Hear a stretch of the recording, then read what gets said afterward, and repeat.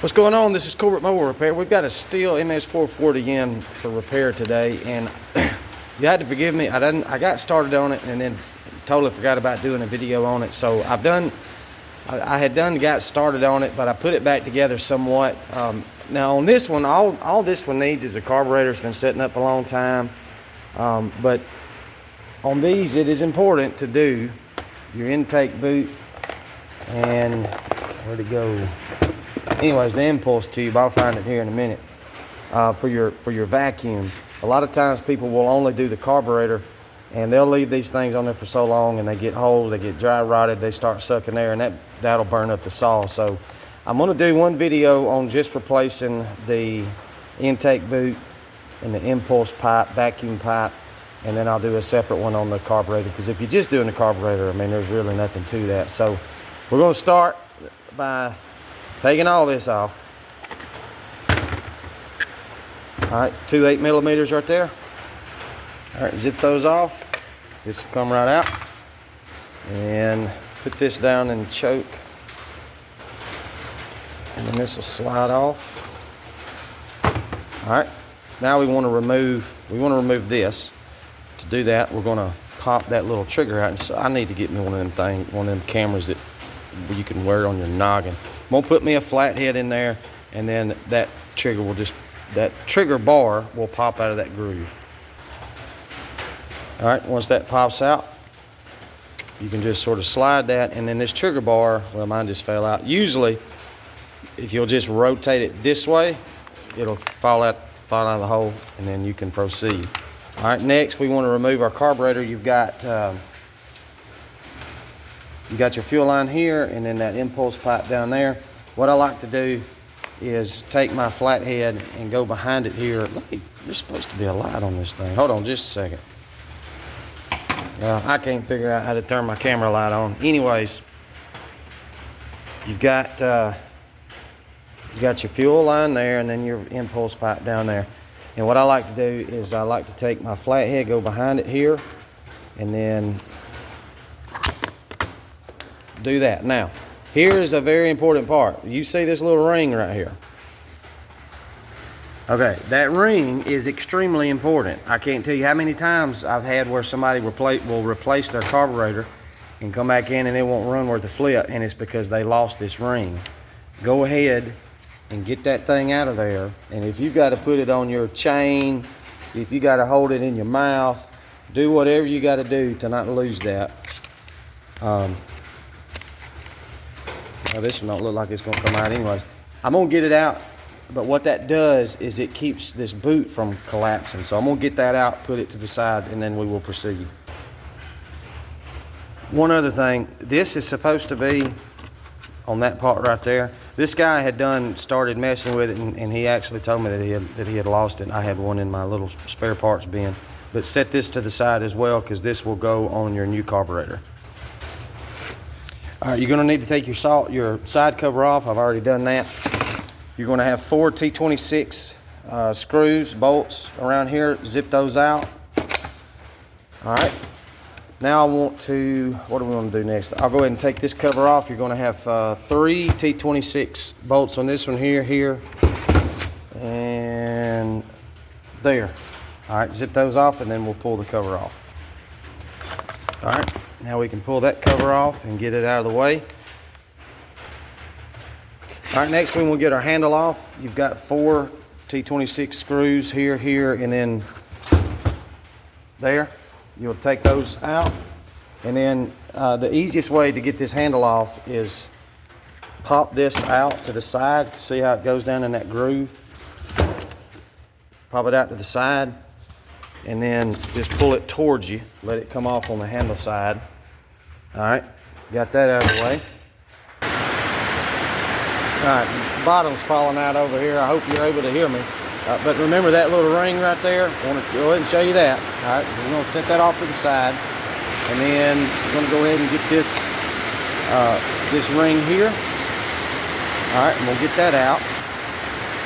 All right, so I've got that ring off, got all my intake off to the side. So now we are going to start separating the tank from the motor. Now I understand perfectly well that you can do like your primer hose, your impulse tube. You don't have to completely separate it and all that, but I'm going to. It's easier. It's going to ensure that you're able to do it right. And then, you know, it don't help to separate this thing from time to time and clean everything out, inspect your tank and all that. So that's the way I'm going to do it. All right, you got these caps. All right, you got one there. You've got one here. All right, to get to this one, you're going to have to take that chain slap deal off of there. So I'm going to do that. And what you'll do is you'll just take your flathead and you'll pop this cover out. All right, so get your flathead and you'll just start working it. And this one's actually coming out pretty easily. All right, that's all it is. And all that's doing, that's covering that screw there, and that's another T26. All right, got that one. Now on this, I'm gonna go ahead and take this plate off. Flathead, take that screw out, zipper plate off. All right, so take that plate off and then go ahead and just put that little flathead back in there so you don't lose it because it's real little. All right, now we want to zip this off.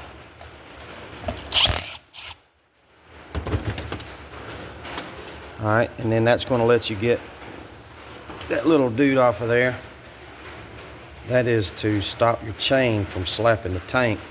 Because that we'll have to replace that. All right, and then we're going to do the same thing on this one.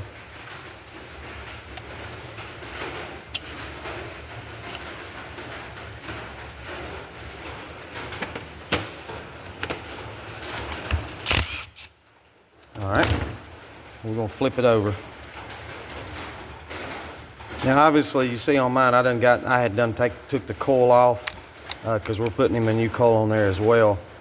But you'll have, again, it's just two screws there. You'll take that out, and you actually don't have to do that. You can just disconnect your wires if you need to, because when you go to pull on it, it's going to pull on those wires. But anyways, now we're going to do this one. This is pretty obvious, but keep in mind this on the other side uses these bigger ones, and on this one it's smaller. So just keep that in mind. And then, so got that one out. Now we want to zip this one out and just keep all that together. It's easy to get some of these screws mixed up. All right, so we got that one out now. My buddy here is late to the party. ADD. All right. The way I like to do this, you can loosen your clamp right there if you want to. The way I like to do it is let me see if I can get some light there. Just push that in, just roll it on inside there, and then we can separate it. All right, so I mashed my intake boot in there to the other side, and then we've got our impulse pipe there. I know it's really nasty and hard to make out what's what, but it's this right here.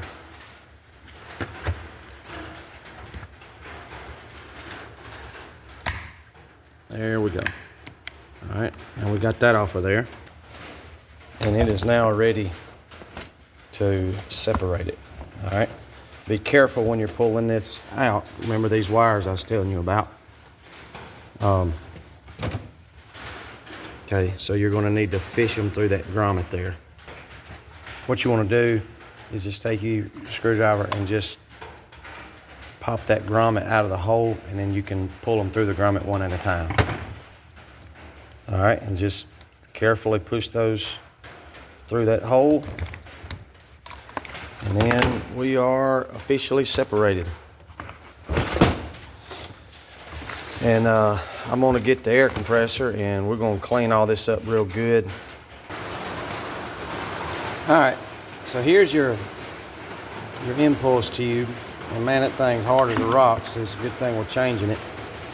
The kit I ordered, it came with that. That's not the same. I don't know what them knuckleheads were doing, but I'm gonna take that out, and then we'll sort of measure it and cut it and get it close. All right, and by the way, you're gonna pull it towards you to remove it. All right, so that's what's in there, and then that's what I got. So just to give me a little room for error, I'm going to cut it probably about where that shoulder ends. And then that'll give me a little extra slack to make up for this bend, and that'll be just fine. All right, got my new one reinstalled. Now we're going to do our fuel line here. Here's my light. Okay, so we're going to pull that, get us some needle nose right here, and then we'll pry it up. And then before you can pull it out, you'll have to take your fuel filter off your line there. And at least they did get the fuel line right. So we're going to reinstall this. This will go down, and you'll just reach in on the inside, and it'll just sort of pop in. You'll fish it down in there. And then once you've got this grommet seated at the base, you'll reach in there, grab it, and just give it a tug, and you'll feel it snap in there. All right, one thing I about forgot to tell you, and it's pretty important. Okay, you see the length, this is the old fuel line. All right, now this piece here is to keep the fuel line in proper position. Let me get down here. All right, you see that little,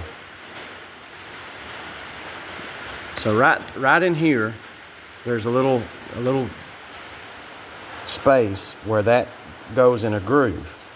All right, that's to keep the fuel line where it's supposed to be. Now, on this one, on the replacement line, that tab is longer. And the reason why that matters is you'll go to put your fuel line in, and because that's longer, let me get it snapped in there. Because it's longer, what it does is it causes the fuel line to kink, and then you ain't getting no fuel. I'm not going to get it to stay. Anyways, it makes the fuel line kink. So what you need to do is on your new fuel line, on your new one, it's going to be longer. Before you install it, cut it to match this length so that it doesn't kink your fuel line. All right, I've got mine cut just a little shorter than what is factory, but that's going to work just fine, and that'll keep the fuel line from binding up. All right, got my new fuel filter installed on my new line, and then we're just going to drop that back in the tank. Make sure it's hanging down where it's supposed to, and we are ready to move on. All right, ready to work on our intake boot. You got this clamp here, flathead, loosen it up, and then take your flathead and just work around the outside of it, and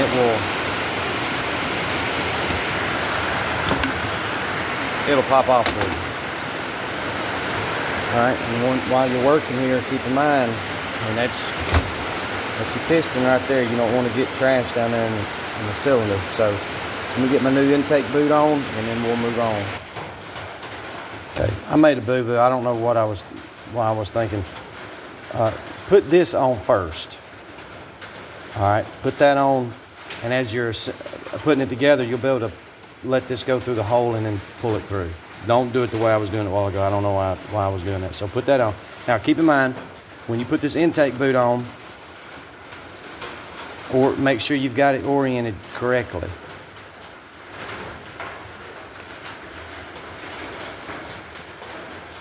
Your clamp here, it needs to be on this side of it. Secondly, don't put it on this way. Make sure you put it on like that. All right, so I'm gonna put my new intake boot on and put my impulse pipe on, and then we can proceed. All right, so now we're ready to reverse the process. And all you gotta do is just make sure when you're putting these on, you know, this has got to go through that hole, and then it helps take a little WD-40 and go around these edges as you work it back into that hole. But first, we're going to run, don't forget to run your coil wires back through that hole. All right, got my coil wires run through. The next thing I'm going to do is come around here, and your impulse tube, you're going to get it started through that hole, and you'll be able to pull it through there. And then I'll also start working my intake pipe in. All right, so we've got our impulse pipe in, our intake is in there ready to go.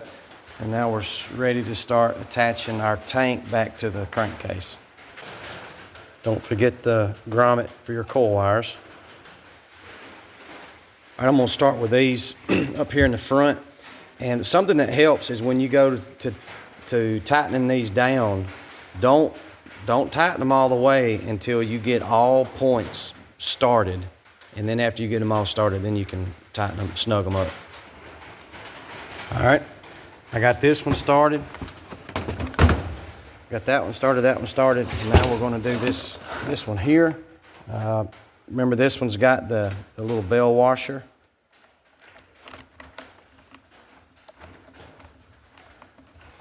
All right, now we can zip it on, zip it on up, snug it up, move on. All right, start putting our caps in. All right, put your guard on there. I'm gonna have to replace this one. All right, gonna reinstall our oiler plate here. All right, I'm gonna get my handle installation over with and just put it on opposite the way it come off. Slide it forward like that. And then just line your holes up. Something that might be helpful, you got two different screws for your handle. The the short shoulder goes on the bottom, and then the long shoulder is going to go over there on the other side. I apologize if it's wasting your time, but in case your kit came with a new coil or whatever like mine did, just show you real quick on reinstalling this coil.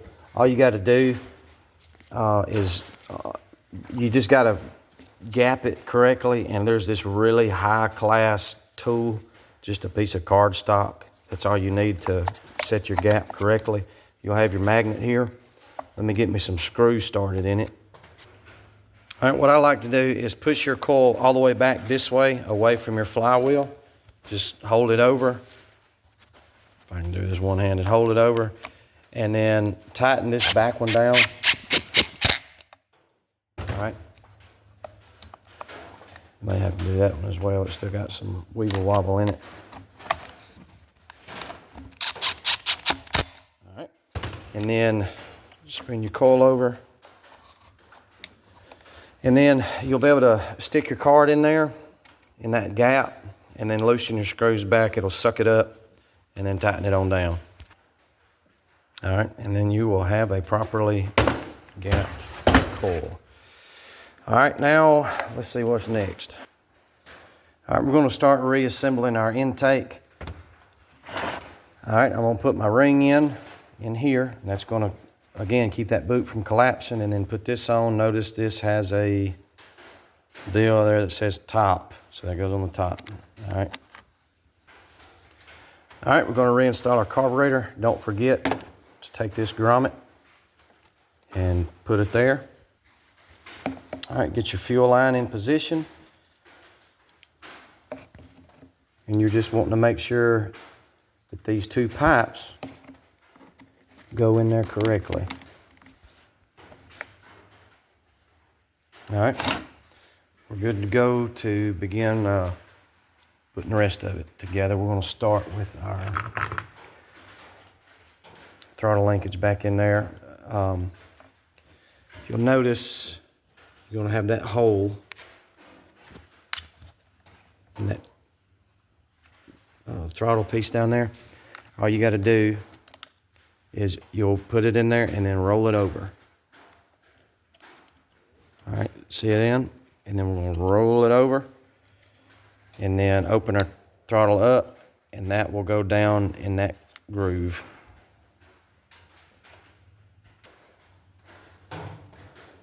All right, we got our throttle clicked in. Good to go on that. Take this, push your choke down.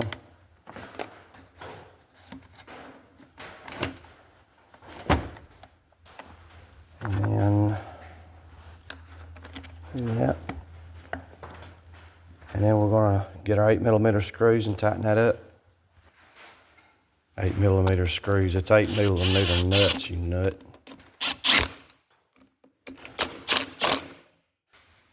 All right, we sneezed on it and cleaned all that up before we put our air filter on. I'm going to put this top cover back on. Just make sure when you do your plug wire, it is supposed to go in this groove right there. All right. All right, got that in. I had to put us a new NGK in there. For the record, my preferred weapon of choice when it comes to plugs is the NGK BPMR4A. That's what I like to use. All right, ready to put our starter back on.